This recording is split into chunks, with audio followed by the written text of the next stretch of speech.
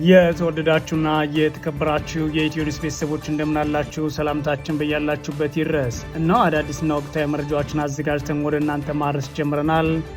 ከኢትዮ ኒውስ መረጃዎች ጋር አብራችሁ እንድትቆዩ ግብዣችን ነው። በቅድሚያም አርዕስተ ዜናዎችን አስቀድማለሁ።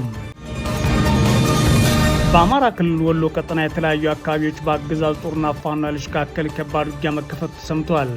ውጊያውን ተከትሎ ከወልዲያ ወደ ቆቦ የተሽከርካሪዎች የትራንስፖርት እንቅስቃሴ ቆሟል ነው የተባለው። በሌላ በኩል የአማራ ፋኖ ብሔራዊ ንቅናቄ ጎንደር ጠቅላይ ግዛት በላይ ዘለቀ እዝ አደረጃጀቱን በማጠናከር አመራሮችን ለሕዝብ ይፋ አድርጓል። በዝርዝር እናያለን። ተልዕኳችን የትግራይን ሕዝብ ህልውና ማረጋገጥ ነው ሲሉ ዶክተር ደብረጽዮን ገብረ ሚካኤል ተናገሩ። የአብይ አህመድ ዘረፈጅ አገዛዝ አሁን ላይ የትግራይን ህዝብ ለማጥፋት እየሰራ ነው ሲሉም ለክልሉ ምክር ቤት ሪፖርት ሲያቀርቡ ተናግረዋል። በዝርዝር እናየዋለን።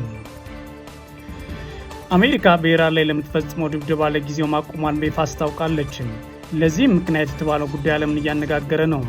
ኢራን ደግሞ የአሜሪካ ጦር ጥቃት አጸፋ መስጠቴን አቁሜያለሁ ስትል በሌላ በኩል አስታውቃለች። የተወደዳችሁና የተከበራችሁ የኢትዮ ኒውስ ቤተሰቦች አብራችሁን ቆዩ። ወደ ዝርዝሩ አልፋለሁ። በአማራ ክልል ወሎ ቀጠና የተለያዩ አካባቢዎች በአገዛዙ ጦርና ፋኖ ኃይሎች መካከል ከባድ ውጊያ የተከፈተ ሲሆን ውጊያውን ተከትሎ ከወልዲያ ወደ ቆቦ የተሽከርካሪዎች ትራንስፖርት እንቅስቃሴ ቆሟል። በሌላ በኩል የአማራ ፋኖ ብሔራዊ ንቅናቄ ጎንደር ጠቅላይ ግዛት በላይ ዘለቀ እዝ አደረጃጀቱን በማጠናከር አመራሮችን ይፋ አድርጓል። በዛሬው ዕለት ሐምሌ 19 2018 ዓ.ም በአማራ ክልል ሰሜን ወሎ ዞን በአገዛዙ ጦርና ፋኖ ኃይሎች መካከል በከባድ መሳሪያ የታገዘ ውጊያ መከፈቱን የመረጃ ምንጮች ተናግረዋል። ዛሬ ከንጋት ጀምሮ የተቀሰቀሰውን ውጊያ ተከትሎ ከወልዲያ ወደ ቆቦ የሚደረገው የተሽከርካሪዎች ትራንስፖርት እንቅስቃሴ ቆሟል ሲሉም የመረጃ ምንጮቻችን ለኢትዮ ኒውስ ተናግረዋል። በተለይም በዞኑ ቆቦ ወረዳ አራዱም፣ ቆቦ ሮቤትና መንጀሎ አካባቢ ተከታታይ የከባድ መሳሪያ ድምጽ ይሰማል ተብሏል። በአካባቢው የተሰማራውና በሌተናል ጄኔራል አሰፋ ቸኮል የሚመራው የአገዛዝ ጦር ሰሜን ምስራቅ እዝ በወረዳው አራዱምና ሮቢት አካባቢዎች ከፋኖ ኃይሎች ጋር ውጊያ እያደረገ በሚገኝበት በዛሬው ዕለት ደጀን ጦር በሚል ሚሊሻና ሰላም አስከባሪ አባላትን በራያ ቆቦ ከተማ አሰልጥኛ አስመረቁ ሲልም ነው ያስታወቀው። በወልዲያ ወደ ቆቦ ዋናው መንገድ ተከትሎ ባሉት አካባቢዎች በአገዛዝ ጦርና ፋኖ ኃይሎች መካከል የተከፈተው ውጊያ ይህ ዘገባ እስከተጠናከረበት ጊዜ ድረስ መቀጠሉን የፋኖ የመረጃ ምንጮች ተናግረዋል። ሆኖም በአካባቢ የሚደረገው ውጊያ በከባድ መሳሪያዎች ታግዞ መቀጠሉን፣ በውጊያ የደረሰው ሰብአዊና ቁሳዊ ጉዳት ለጊዜው ማወቅ አልተቻለም ነው ያሉትም። በተመሳሳይ በዞኑ መቄት ወረዳ በተደረገ ውጊያ በአገዛዙ ጦር ላይ ከፍተኛ ጉዳት አርሰናል ሲል አፋብን ምኒልክ ዕዝ አስታውቋል። በመቄት ወረዳ ወደ ላስታ አቅጣጫ ባሉ አካባቢዎች የተደረገው ውጊያ ተከትሎ የአገዛዙ ጦር ወደ ገረገራና ጋሸና ለመሸሸት ተገዷል ሲል ነው አፋብን ምኒልክ ዕዝ ጨምሮ ያስታወቀው። ሆኖም በውጊያ የደረሰውን ዝርዝር ጉዳት በተመለከተ አፋብን ይፋ አላደረገም። በተጨማሪም በአገዛዙ ጦርና ፋኖ ኃይሎች መካከል የሚደረገው ውጊያ በዞኑ ከወልዲያ ወደ ደብረ ታቦር መውጫ ሳንቃ አካባቢ የቀጠለ ሲሆን የፋኖ ኃይሎች በውጊያው በአገዛዙ ላይ ወታደራዊ ኪሳራ ደርሰንበታል ብለዋል። በተለይም ቀይ አምባ፣ ጃርሳና ገዶ በተባሉ አካባቢዎች ላይ በተደረገው ከባድ ውጊያ በርካታ የአገዛዙ ጦር አባላት የሞትና የአካል ጉዳት ደርሶባቸዋል ሲል አፋብን ምኒልክ ዕዝ አስታውቋል። በተያያዘም ከወልዲያ ወደ መርሳ አቅጣጫ የከባድ መሳሪያ ድምፅ እንደሚሰማ የመረጃ ምንጮቻችን ለኢትዮ ኒውስ ተናግረዋል። ይህ በእንዲህ እንዳለ የአማራ ፋኖ ብሔራዊ ንቅናቄ ጎንደር ጠቅላይ ግዛት በላይ ዘለቀ እዝ አደረጃጀቱን በማጠናከር አመራሮቹን ለሕዝብ ይፋ አድርጓል። ባለፈው ሳምንት በጎንደር ቀጠና የሚገኙ የፋኖ አመራሮች በአካል ተገኝተው ከተወያዩ በኋላ አንድነታቸውን እንዳጠናከሩ ማስታወቃቸው የሚታወስ ሲሆን ሐምሌ 18 2018 ዓ.ም ደግሞ የአፋብን ጎንደር ጠቅላይ ግዛት በላይ ዘለቀ እዝ የሚመሩ አመራሮችን ይፋ አድርጓል። በዚህም መሰረት የአማራ ፋኖ ብሔራዊ ንቅናቄ ጎንደር ጠቅላይ ግዛት በላይ ዘለቀ ሰብሳቢነቱን አርበኛ ዮሐንስ ንጉሱና አርበኛ አባየ ቀናው ለ3 ወራት በጥምር እንዲመሩት መወሰኑን አስታውቀዋል። በተጨማሪም እዙ አርበኛ ደረጀ በላይ ዋና ወታደራዊ አዛዥ ማድረጉንም ነው ያስታወቀው። ተልዕኳችን የትግራይን ሕዝብ ህልውና ማረጋገጥ ነው ሲሉ ዶክተር ደብረጽዮን ገብረ ሚካኤል ተናገሩ። የአብይ አህመድ ዘረፈጅ አገዛዝ አሁን ላይ የትግራይን ሕዝብ ለማጥፋት እየሰራ ነው ሲሉም ለክልሉ ምክር ቤት አባላት ሪፖርት አቅርበዋል። የትግራይ ሕዝብ አሁን ከተደቀነበት የህልውና አደጋ ለመታደግና ያሉትን መሰረታዊና ወሳኝ የህዝብ ጥያቄዎች በመለስ የትግራይን ሕዝብ ህልውና ማረጋገጥ ቅድሚያ ሰጠን እየሰራን ነው ሲሉ ነው የትግራይ ክልል ፕሬዝዳንትና የህወሓት ሊቀመንበር የሆኑት ዶክተር ደብረጽዮን ገብረ ሚካኤል የተናገሩትም። ደብረጽዮን ገብረ ሚካኤል ወደ ስራ ተመልሶ ለሾማቸው የትግራይ ምክር ቤት ስድስተኛ ዘመን 7ኛ መደበኛ ጉባኤ ትላንት የመክፈቻ ንግግር አድርገዋል።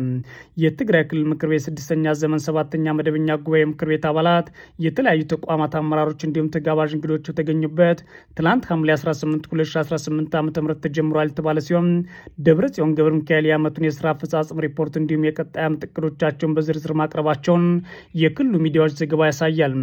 ደብረጽዮን ገብረ ሚካኤል በምክር ቤቱ ውስጥ የትግራይ ህዝብ ከጄኖሳይዳዊ ጦርነት በፊት በርካታ የልማት የዲሞክራሲና የመልካም አስተዳደር ስራዎች ተሰርተውለት ነበር፣ ህዝቡም ተጠቃሚ ሆኖ ነበር ማለታቸው የተሰማ ሲሆን ነገር ግን ባለፉት 6 ዓመታት የአብይ አህመድ አገዛዝ በትግራይ ህዝብ ላይ በፈጸመው አስከፊ ጦርነት ምክንያት ተጀምሮ የነበሩ አመርቂ ስራዎች በጦርነቱ ወድመዋል፣ ወደ ኋላም ተመልሰናል ሲሉ ተደምጠዋል። የአብይ አህመድ ዘር አጥፊ አገዛዝ አሁን ላይ የትግራይን ህዝብ ለማጥፋት ኢኮኖሚያዊ፣ ፖለቲካዊና ወታደራዊ ዝግጅቶችን በማጠናቀቅ የትግራይ ህዝብን ዳግም ለመውረር እየሰራ ይገኛል ማለት ዶክተር ደብረጽዮን ገብረ ሚካኤል በፓርላማው ተናግሯል። ጨምሮም የብልጽግና አገዛዝ ይህ አልበቃው ብሎት በሀገራዊ ምክር ስም ህዝቦችን ለመከፋፈልና ለህዝቦች መብትና ዲሞክራሲ ያረጋገጠን ህገ መንግስት ስርዓቱን በመናድና ሀገር ለማጥፋት እየሰራ ይገኛል በማለት መናገራቸውና መክሰሳቸውን የትግራይ ክልል ሚዲያዎች ዘግቧል። የትግራይ ህዝብ አሁን ከተደቀነበት የህልውና አደጋ ለመታደግ ነው ያሉትን መሰረታዊና ወሳኝ የህዝብ ጥያቄዎች በመለስ የትግራይ ህዝብ ህልውናን ለማረጋገጥ ለነገ የማይባሉ ስራዎች ናቸው ብሏን ተብሏል። እነዚህ የህዝብ ጥያቄዎች ለመመለስ በቁርጠኝነት ለመስራት ተነስተናል ሲሉ ለምክር ቤቱ አባላት ሪፖርት አቅርበዋል። ዶክተር ደብረጽዮን ገብረ ሚካኤል የህልውና አደጋ አጋጥሞናል ማለት ለምክር ቤቱ አባላት በይፋ ሲናገሩ ይህ የመጀመሪያቸው አይደለም። ይህንን የህልውና አደጋ በመመከት ራስ ማስተዳደርን መብታችን እናረጋግጣለን በማለት ግን በትላንትናው ዕለት ተናግረዋል። በትግራይ ክልል ህወሓት በሁሉም አደረጃጀቶች በኩል የሚያደርገው እንቅስቃሴ የህልውና አደጋን ለመቀልበስ የሚያስችልና የመከላከል እንዲሁም የውጊያ ዝግጅቶች የጨመረ ሲሆን የብልጽግና አገዛዝ ደግሞ ትግራይ ላይ ውጊያ ለመክፈት ሙሉ ኃይሉን እያንቀሳቀሰ መክረሙ መዘገባችን አይዘነጋም።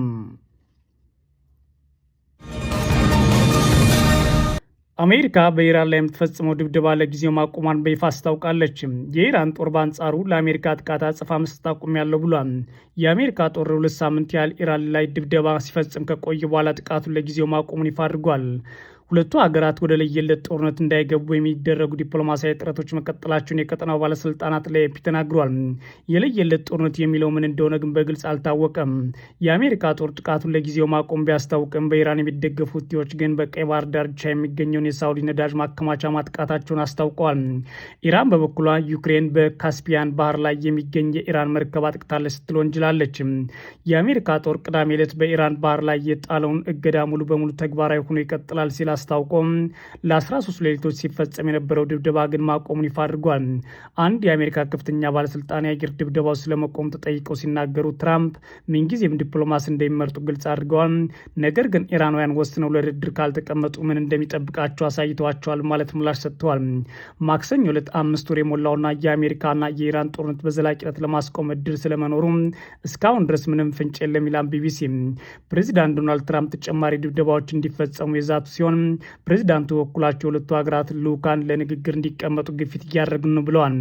የእስራኤል ጠቅላይ ሚኒስትር ቤንያሚን ኔታንያሁ በሚቀጥለው ሳምንት ወደ ዋሽንግተን በመሄድ ከትራምፕ ጋር ለመነጋገር እቅድ እንዳላቸውን ቢቢሲ ነው የዘገበው። እስራኤል የካቲት 21 ከአሜሪካ ጋር በመሆን ኢራን ላይ ወታደራዊ ዘመቻ ብትጀምርም ከቅርብ ጊዜ ወዲህ በሚካሄዱ የአየር ጥቃቶች ላይ ግን መሳተፏን አልተገለጸም። አንድ ስማቸውን እንዳይገለጽ የጠየቁ የቀጠናው ባለስልጣን ሁለቱ ሀገራት ወደ ድርድር ጠረጴዛ ለማምጣት ጥረት እየተደረገ መሆኑን ለኤፒ ተናግረዋል። የአሜሪካ ውሳኔ የተከተለው ኢራን ለሚፈጸሙባት ድብደባዎች ምላሽ ለመስጠት በጎረቤት ሀገራት ላይ የሚፈጸመውን ጥቃት ለማቆም ወስኗል። ግጭቱን ለማርገብ አዎንታዊ ምልክት ነው ብሏል ቢቢሲ። ባለስልጣናት አሜሪካና ኢራን ወደ ጊዜያዊ የተኩስ አቁም ስምምነት ለመመለስ ፍላጎት አላቸውም ብለዋል። ኢራን ጦርነቱ ከተጀመረ በኋላ በሆርሙዝ ወሽመጥ ላይ በጣለችው እገዳና በመርከቦች ላይ የፈጸመችው ጥቃት የተነሳ ወሳኝ የሆነው የመርከቦች መተላለፊያ በመዘጋቱ የዓለም አቀፍ ነዳጅ በከፍተኛ ሁኔታም ጨምሯል። የኢራን ጦር ቃል አቀባይ መሐመድ አክረሚያ አገራቸው ለአሜሪካ ጥቃት የምትሰጠውን የአጸፋ እርምጃ እንዳቆመችን በይፋ አስታውቀዋል። ቃል አቀባዩን ያሉት አሜሪካ በኢራን ላይ ስትፈጽም የቆየችውን ጥቃት ባለፉት 2 ሌሊቶች ካቆመች በኋላ ነው። ኢራን በጦርነት ወቅት ስትፈጽም የቆየችውን ጥቃት የአጸፋ እርምጃ እንደሆነ የጠቀሱት የጦር ቃል አቀባይ እኛም ዘመቻችንን አቁመናል ብለዋል። አሜሪካ ስልታዊ የውሳኔ ውድቀት እያጋጠማት ነው፣ ግልጽ ስትራቴጂ የላትም ሲሉ የከሰሱት ቃል አቀባዩ ይህም ፕሬዚዳንት ትራምፕ ባሳለፏቸው ውሳኔዎችና በሴንቲኮም አፈጻጸም መታየትን ተናግረዋል። አሜሪካ አሁን ላይ ግቧን ባለማሳ ማሳካቷ አንዳንድ አሜሪካውያን ከጦርነቱ የሚወጡበት አዲስ ስትራቴጂ እያማተሩ ይመስላል ሲሉ አክለዋል። የእስራኤሉ ጠቅላይ ሚኒስትር ቤንያሚን ኔታንያሁ የሰኞ ዕለት የአሜሪካ ጉብኝት ውጤት ወሳኝ እንደሆነ ክሪሚያ አንስተዋል። አሜሪካ በእስራኤል ግፊት መጠነ ሰፊ የአየር ዘመቻ ልትከፍትም ትችላለች ብለዋል። የምድር ጥቃት ሊፈጸም ስለመቻሉ ያሉት ነገር ባይኖርም ኢራን ለሁሉም አማራጭ እቅድ እንዳላት አጽንኦት ሰጥተዋል። ባለፉት 14ና 15 ቀናት አሜሪካ የምትፈጽመውን ጥቃት ለማስቆም የኢራን ወታደራዊ ዘመቻ የራዳር መሰረተ ልማትና ድጋፍ ሰጪ ማዕከላት ላይ ማተኮራቸውን ገልጸዋል። እንደ ቃል አቀባዩ ከሆነ ኢራን በእነዚህ ጊዜያት አሜሪካ ሁለቱ ሀገራት የደረሱበትን የመግባቢያ ስምምነት እንድታከብር ለማድረግ ሞክራለች ብለዋል። ዶናልድ ትራምፕ በኢራን ላይ የሚፈጸመውን ጥቃት ለማቆም የሚሳኤል ማክሸፊያ መሳሪያ ክምችት መመናመኑ አንዱ ምክንያት እንደሆነ የአሜሪካ መገናኛ ብዙሃን ጠቅሶ ቢቢሲ ዘግቧል። የተወደዳችሁና የተከበራችሁ የኢትዮ ኒውስ ቤተሰቦች መረጃዎቻችን እንደዚህ ነበሩ። መልካም ጊዜ እመኛለሁ።